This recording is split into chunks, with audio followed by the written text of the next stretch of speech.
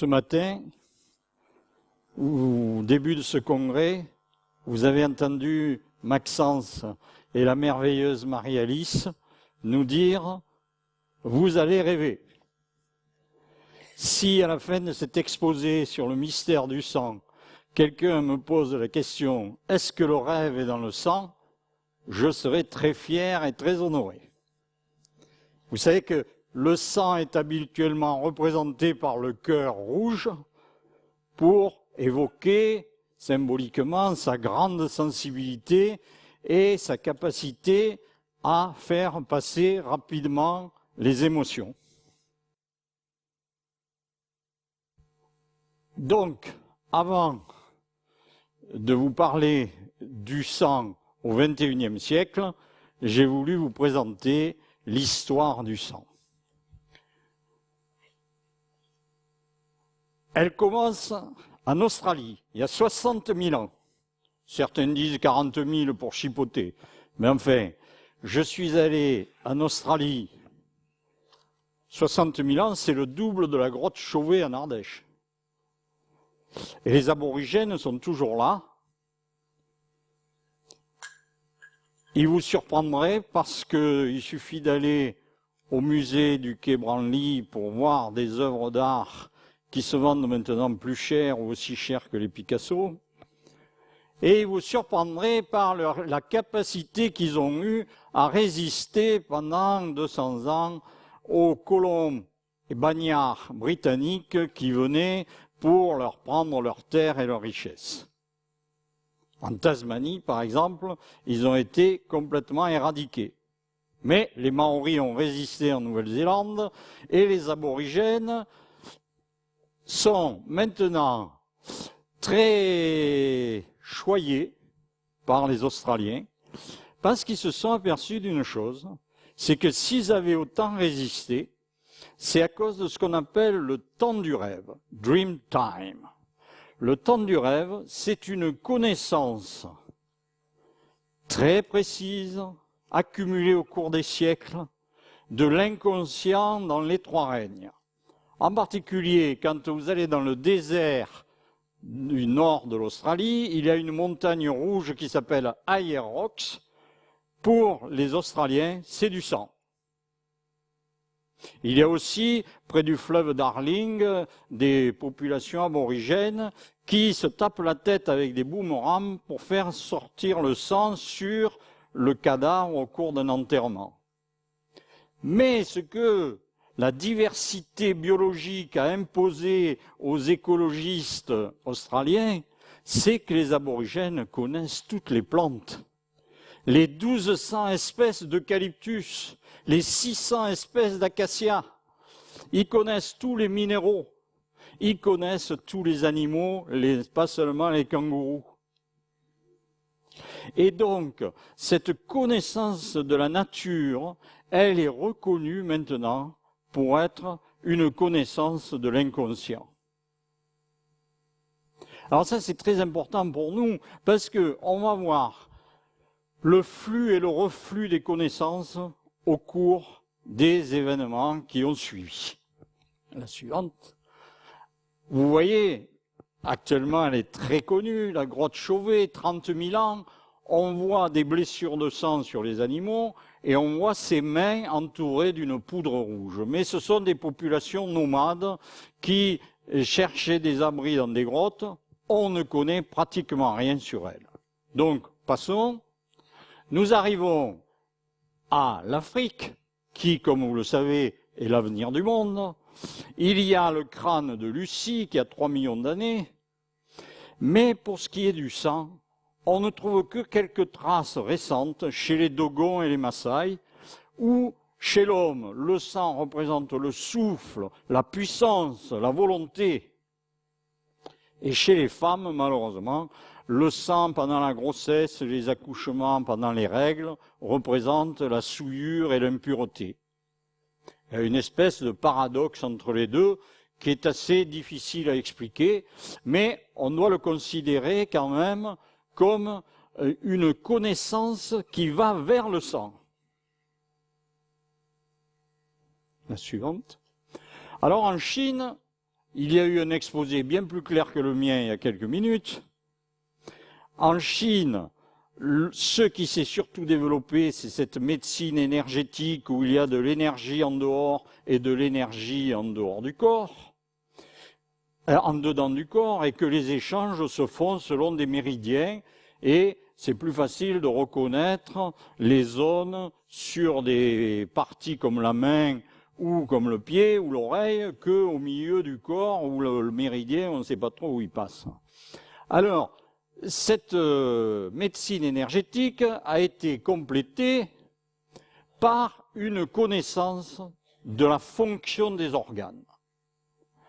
Et là, je voudrais insister sur un seul organe qui m'est cher, puisque j'étais à Montpellier chef de clinique dans le service des maladies du foie. Le foie, pour les Chinois, c'est le ministre du plan de vie. C'est le ministre qui organise notre vie en fonction des croyances anciennes et des nouveautés qui nous arrivent. Et ça, maintenant, du point de vue anatomique et physiologique, on peut très bien l'expliquer, puisque le foie est l'organe qui fabrique l'albumine. C'est pas moi qui l'ai appelé comme ça. Albuminum, l'album souvenir dans l'homme.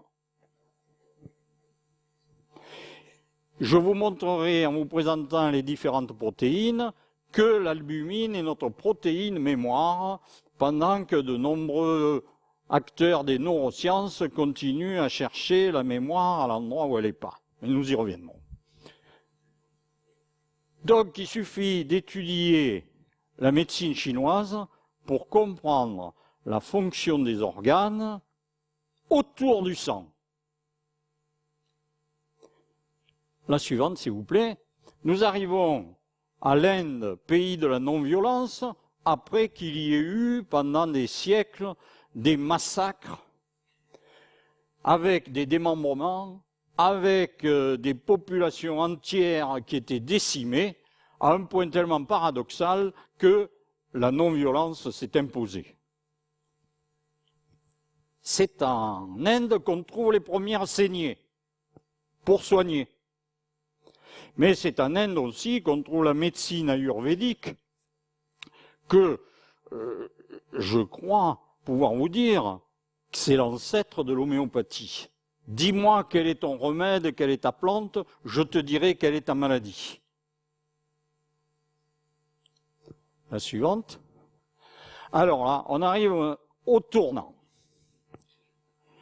Dans cette zone du Moyen-Orient, de civilisations très riches, de peuples migrants, il y a la pratique systématique des massacres, et nous en avons encore à l'heure actuelle, et la connaissance du sang créateur. Créateur, pourquoi? Parce que quand on a détruit un certain nombre de populations, ceux qui restent sont plus purs que les autres. Mais avec la civilisation musulmane et la religion de Mahomet et le Coran, le sang va avoir cette étiquette de sang impur avec des sacrifices qui ne seront plus des sacrifices humains, mais des sacrifices de moutons à la fête de l'Aïd. Tout se prépare. On commence à y connaître un petit peu mieux, et les Grecs, les Égyptiens d'abord. Les Égyptiens, ils ont eu le courage de mettre sur des papyrus un tas de choses qui vont servir après. Mais on trouve peu de choses sur le sang, sauf que les pharaons mettaient dans leurs tombeaux des petits flacons de sang de jeunes gens pour, s'ils ressuscitaient, avoir ce sang à leur disposition. La suivante. Nous arrivons à Hippocrate et à la Grèce. Vous savez que Hippocrate a développé les humeurs hippocratiques, le sang, la flegme, la bile. Il est considéré comme le père de la médecine parce qu'il avait rassemblé toutes les connaissances de l'Égypte et du Moyen-Orient et de la Chine. Et la Grèce est devenue le pays des symboles, et en particulier le pays des dieux, avec une mythologie absolument passionnante qui nous donnent pas mal d'explications sur le sang. La première, je l'ai choisie parce qu'elle m'intéresse aussi, c'est le mythe de Prométhée. Prométhée avait défié les dieux en leur disant « je vais apporter l'intelligence, la mémoire et le raisonnement aux hommes ». Et pour se venger, les dieux avaient attaché Prométhée à une montagne du Caucase et un aigle venait lui croquer le foie. Et le foie repoussait toujours. Vous voyez de nouveau cette symbolique qui va nous amener, non pas avec les gladiateurs chez les Romains, mais avec le monothéisme, la chrétienté, à la Bible. Dans le premier tome, le premier texte de la Bible, la Genèse, il y a marqué 3 fois « l'âme est dans le sang ». En gros, chaque fois qu'il y avait un sacrifice, chaque fois qu'on allait vers le sacré, on allait vers le sang, on ne le comprenait pas bien, et à ce moment-là, on faisait référence à Dieu, on faisait référence à quelque chose de magique et d'extra-humain. La suivante. Au Moyen-Âge, de pas trop bonne réputation, parce qu'il y avait des épidémies, il y avait le servage et la pauvreté, pendant qu'il y avait des chevaliers qui allaient aux croisades et que d'autres construisaient les cathédrales, les soubresauts de la compréhension de l'homme arrivent avec Paracelse et l'alchimie. On est sur le point de comprendre. À Montpellier, vous avez Arnaud de Villeneuve, en 1216, qui est connu pour soigner tous les grands d'Europe, parce qu'il connaissait les plantes, les minéraux, les remèdes d'origine animale et l'astrologie. Et les historiens disent qu'il avait des succès thérapeutiques parce qu'il soignait l'inconscient. Ah ah, ça se rapproche. La suivante.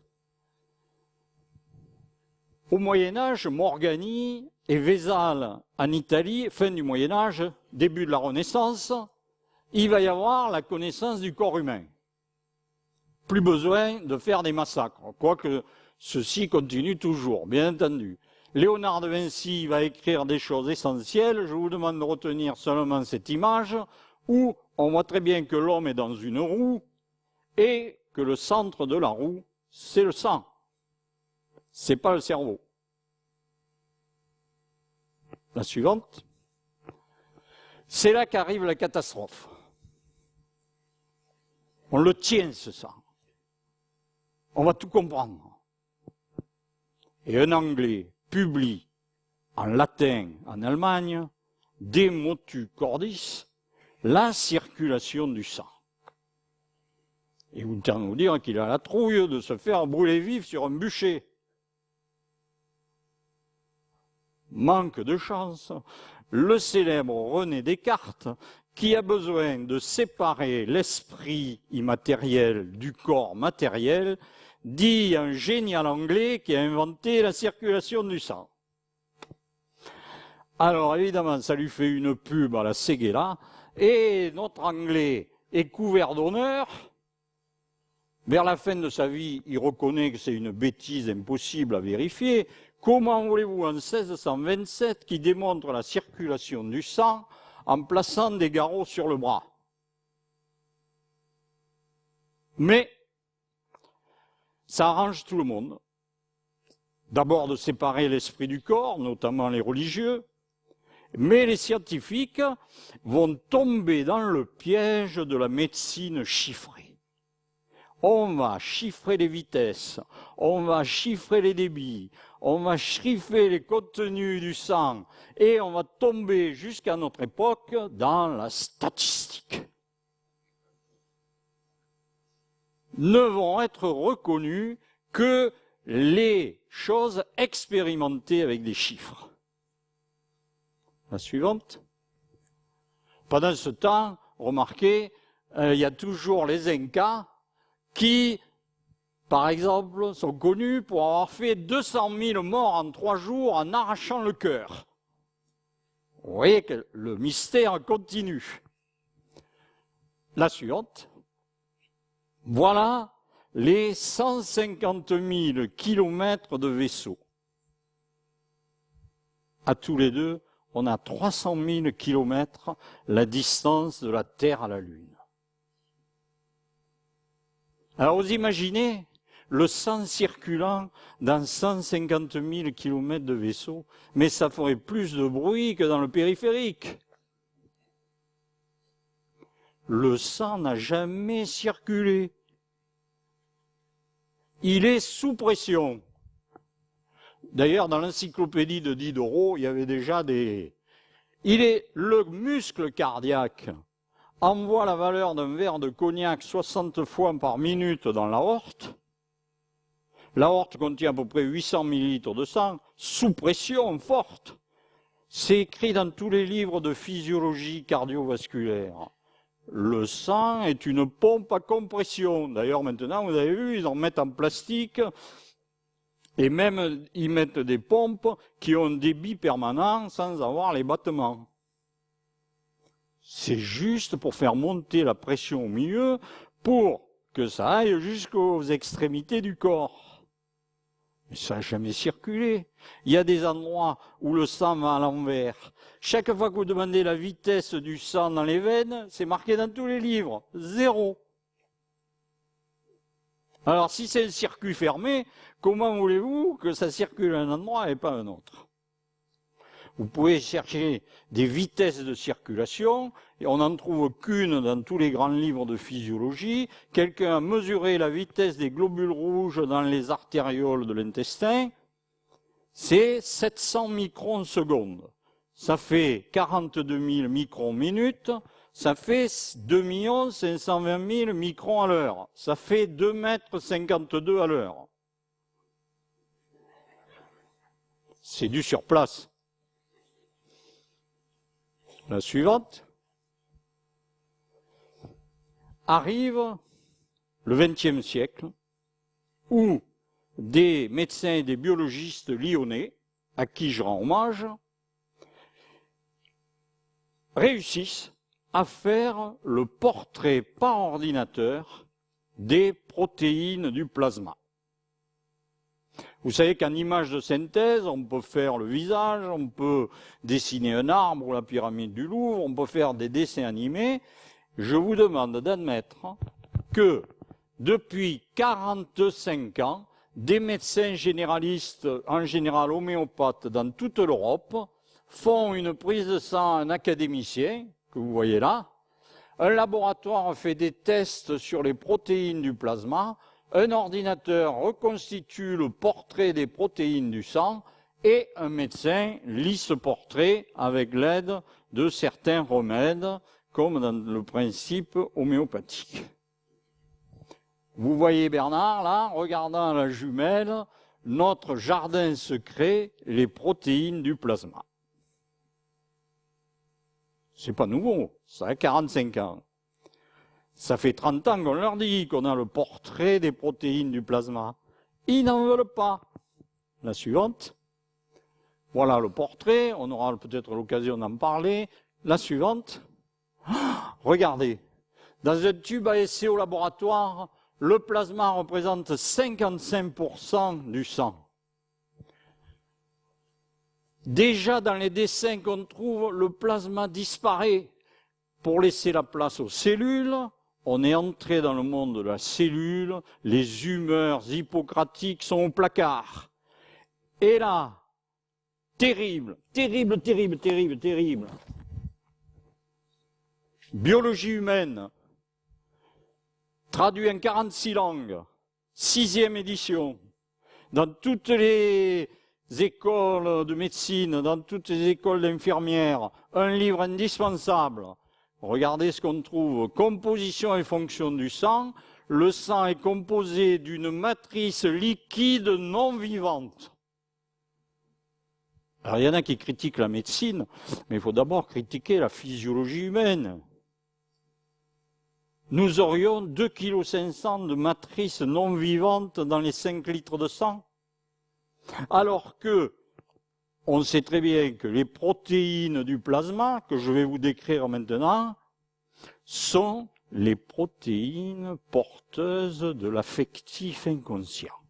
La suivante. L'albumine dont je vous ai parlé, structure globulaire de 538 acides aminés. C'est là qu'on code tout ce qui est en mémoire. C'est dans le foie que ça se passe. Les alpha-globulines, qui sont ou sucrées ou acides, qui réagissent de manière très réflexe, un peu comme chez les invertébrés, la salamandre qui change de couleur. Ce sont les protéines de ce que les psychanalystes appellent le ça, la vie affective réflexe, la perte, le manque, le bébé qui bave quand il n'a pas le sein de sa maman. Une affectivité assez archaïque, mais que nous avons gardée parce que nous en avons encore besoin. Le mystère continue à être déchiffré avec les bêta-globulines, les protéines porteuses des graisses, du cholestérol, des triglycérides, qui existaient chez les poissons.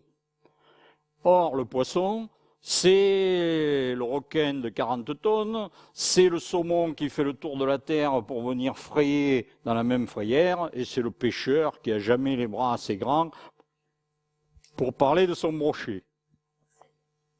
Le cholestérol, c'est le début des hormones. Tu es à moi, hein?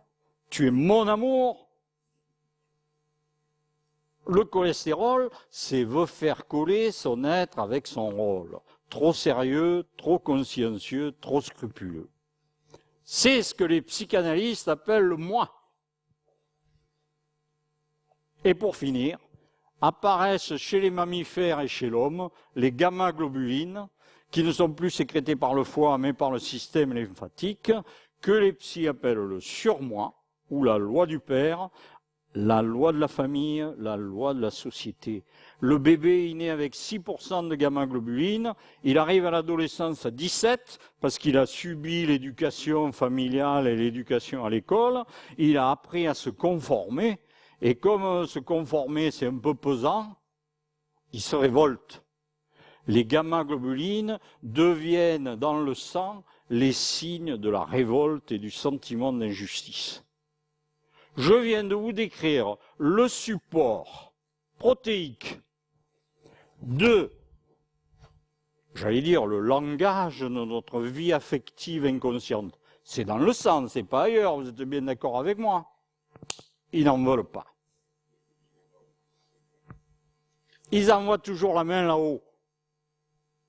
Ça va leur passer un de ces jours, mais la suivante.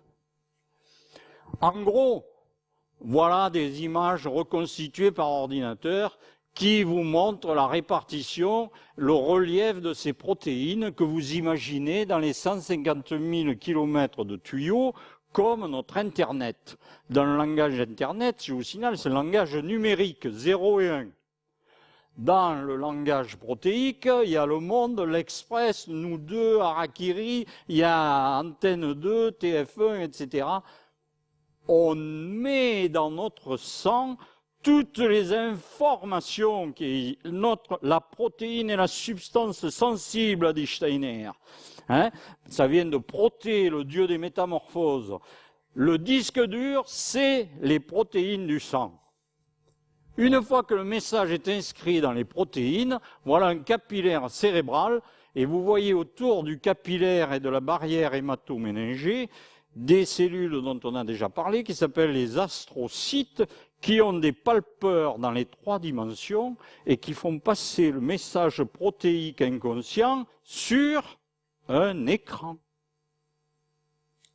Si le disque dur, c'est le sang, le cerveau, c'est l'écran. La suivante. Donc, vous voyez hein, comment les psychanalystes se représentent l'inconscient hein, comme une machine et qu'ils le placent dans le cerveau. La suivante. Il faut maintenant que je vous aide à comprendre le deuxième mystère du sang. Je vous ai apporté sur un plateau l'organe de l'inconscient protéique, avec tous les métaux, bien entendu, au sein des protéines. Chaque métal étant porteur d'une information différente. Si vous lisez le dictionnaire des métaux, vous le comprendrez. Voilà un deuxième organe que on a l'habitude de placer dans le cerveau et qui n'y est pas. C'est l'organe de la volonté. Les globules rouges, au contact de l'alvéole pulmonaire, captent de l'oxygène. Il y a 90 fois plus d'oxygène dans l'hémoglobine que dans tout le reste des cellules et dans le plasma. Et les globules rouges, qui sont empilés comme des bérets basques, se passent l'oxygène comme les joueurs de rugby à la Coupe du Monde. Ça crée un flux que les anciens appelaient le pneuma. Et à un moment donné, à l'endroit où on en a besoin, comme là, ce que je suis en train de faire, pour l'expression gestuelle, les muscles, la myoglobine reçoit l'oxygène à forte pression pour faire le mouvement. Et là, ce que je suis en train de faire, l'oxygène passe sur mes cordes vocales et déclenche l'expression verbale. 2 expressions de la volonté. La 3e expression de la volonté, la suivante, la voilà. Je réfléchis. Le penseur de Rodin.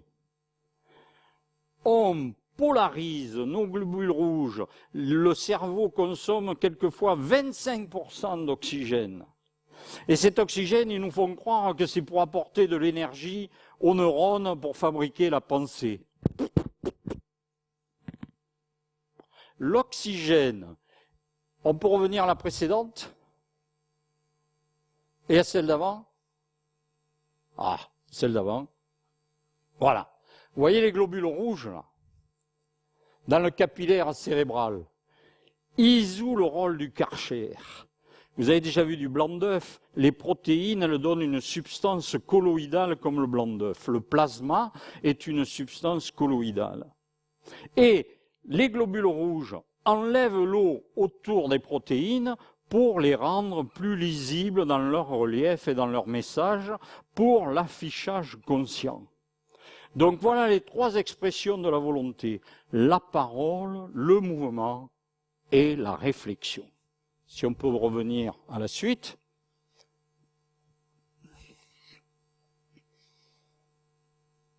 Voilà l'étudiante, elle ne fait pas de mouvement, elle ne parle pas. Elle concentre tout sur la réflexion pour être plus intelligente, lire à l'intérieur. Intel Lego. Mais il n'y aurait rien sur l'écran s'il n'y avait pas les messages dans le sang. La suivante.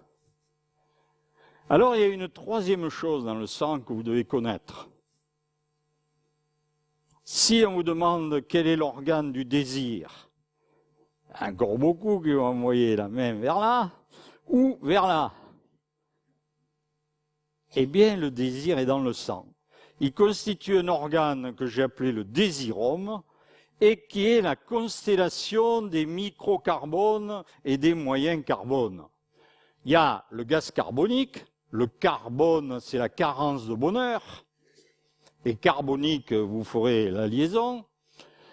Dans tous les microcarbones, il y a les alcools, il y a les aldéhydes, il y a les acides, il y a les arômes, les parfums, qui sont faits pour circuler à toute vitesse et de temps en temps se fixer sur les protéines du protéon, cet organe protéique de 150 000 km de long. Donc vous voyez mes amis, vous partez avec l'organe de l'inconscient, l'organe de la volonté et l'organe du désir. Et il en manque un. La suivante. Voici, dans un livre d'une belle collection, sur la couverture, une cellule pyramidale du cerveau. Et à côté, la représentation des cellules pyramidales par celui qui les a inventées, Ramón y Cajal, un Espagnol. Qu'est-ce que le cerveau? Un écran à pixels. Vous voyez cette image anatomopathologique là? Le colorant qui colore les cellules pyramidales, c'est l'or, l'argent ou le platine. Les métaux précieux sont dans les parois des neurones pyramidaux comme dans les pixels. C'est le miroir pour réfléchir, c'est l'argent pour la photo argentique, le cerveau, c'est l'écran. Rien d'autre. Tout est dans le sang.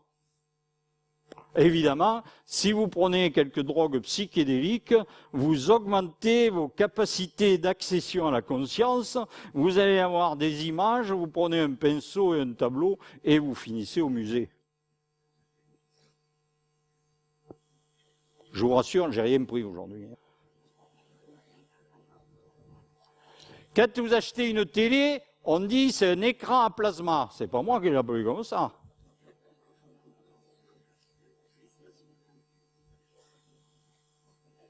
Donc, vous partez avec cet organe merveilleux de la conscience, qui est un organe particulièrement précieux, puisque c'est comme ça que nous savons que nous sommes là les uns en face des autres, et cet organe de la conscience, il va nous permettre d'avancer. Mais à une condition, c'est que dans le sang, il y ait les bonnes informations. Et quand on est médecin homéopathe, on ne soigne pas le cerveau, on soigne le sang. Homéo, on s'appelle des hommes. Pourquoi? Parce qu'on a un organe dans nos 5 litres de sang et nos 150 000 kilomètres de tuyaux qui imitent toutes les informations qui viennent de l'extérieur. La suivante. Le professeur Jean Bernard, membre de l'Académie des sciences de médecine et l'Académie française, qui écrit un livre, La légende du sang, que je vous recommande. Et il termine. Ainsi commence à être espéré pour le 22e siècle des progrès plus importants encore, la physiologie de la formation des idées et des concepts de la mémoire. Au moment où il publie ce livre, il y a 20 ans que des médecins généralistes lisent dans les profils protéiques informatisés du plasma la nature de l'affectif inconscient, les pertes, les manques, les révoltes, les sentiments d'injustice, l'orgueil blessé, la jalousie. Tout y est, objectivement. C'était remboursé par la Sécu, ça l'est plus, merci Cahuzac. Celui-là, si je le croise. Bon. La suivante. Donc,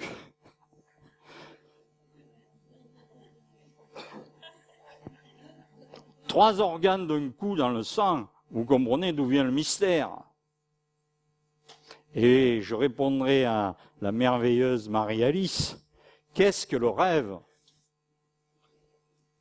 Le rêve, c'est je reveux. Le sommeil paradoxal, un quart d'heure toutes les 2 heures, c'est notre volonté qu'on a mis un peu en repos, qui se réveille et qui fait accéder au conscient une partie de l'inconscient. Marie-Alice, merci.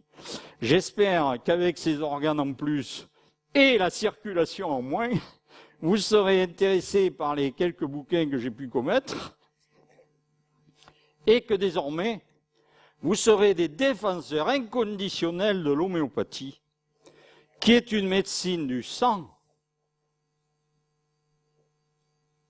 et qui est bien plus scientifique que la médecine officielle avec sa circulation.